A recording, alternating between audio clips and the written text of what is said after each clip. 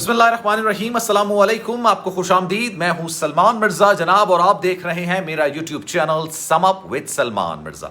बहुत शुक्रिया जनाब, ये वीडियो देखने के लिए आपने वक्त निकाला है। तहे दिल से मैं आप सबका शुक्रिया अदा करता हूं और मेरी दुआ है कि आप जहां हों जनाब खैर आफियत से हों, सेहतमंद हों और तंदुरुस्त हों।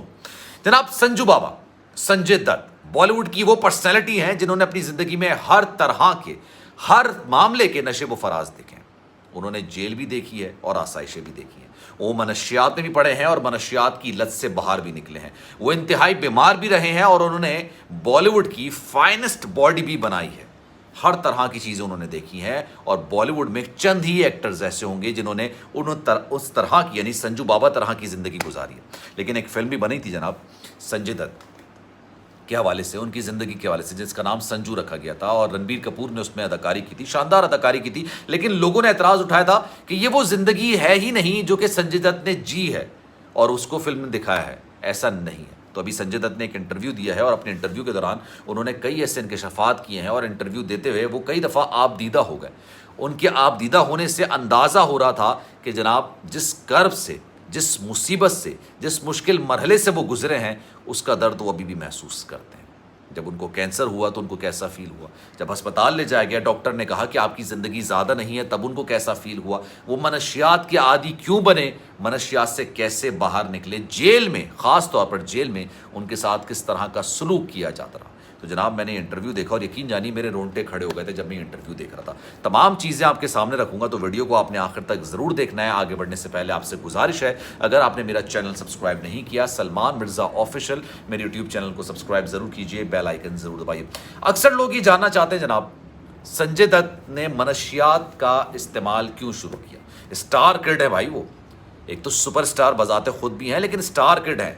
संजय दत्त एक ऐसे स्टार के घर में पैदा हुए थे जो उस वक्त का बॉलीवुड का सबसे बड़ा स्टार था। उनकी वालदा भी सबसे बड़ी हीरोइन थी।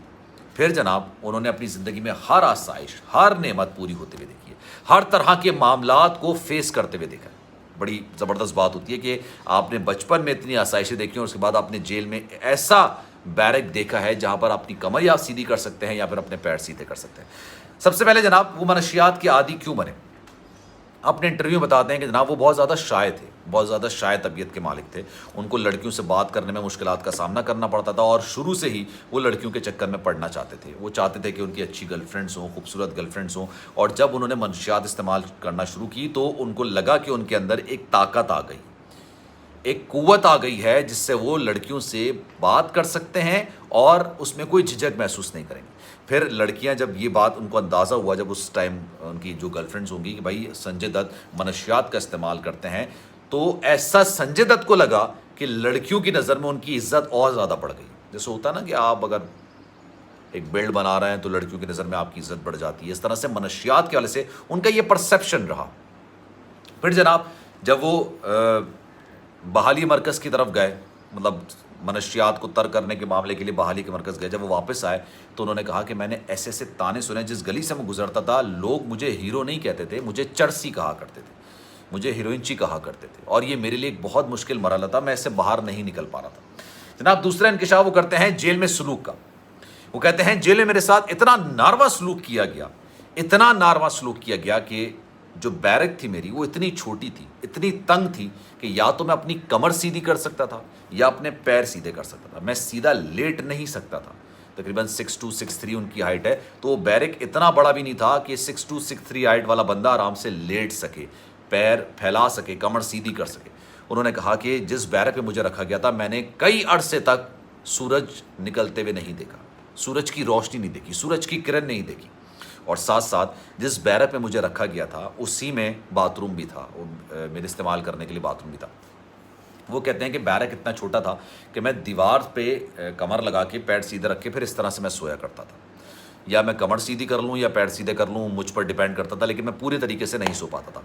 फिर जब लोगों को लगा, वहाँ पर वार्डन को लगा कि यार ये तो बड़े सुकून में, बड़े मज़े से, हमने सोचा था कि ये इस तरह से परेशानी का सामना करेगा और मुझसे हमसे फरियाद करेगा कि भाई मुझे अच्छे बैरक में मुंतकिल किया जाए, लेकिन उनको लगा कि यार ये तो अब कोई बात नहीं कर रहा है सुकून से, तो उन्होंने उनको दूसरे तरीके से मेंटली अजियत देने की कोशिश की। जो बाथरूम उनके साथ था इस्तेमाल करने के लिए वो चोक कर दिया जाता था, भर दिया जाता था और उसके अंदर से गलाजत निकलना शुरू होती थी। अब जब गलाजत निकलती थी तो जहाँ संजय दत्त रहते हैं या रहा करते थे, या उनका बैठने की जगह थी, जो सोने की जगह थी, छोटा सा बैरक था, वहाँ तक वो गलाजत आती थी, गंदगी आती थी, गटर की गंदगी आती थी। तो वो कहते थे कि मैं काफ़ी ज़्यादा देर तक चिल्लाता रहता था लेकिन कोई नहीं सुनता था।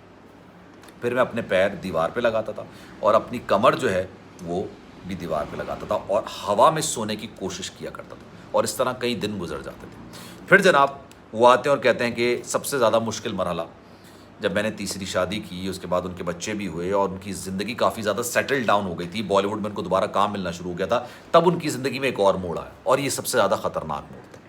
वो मोड़ ये था कि अगस्त 2020 की बात है, जब पूरी दुनिया में कोरोना फैला हुआ था।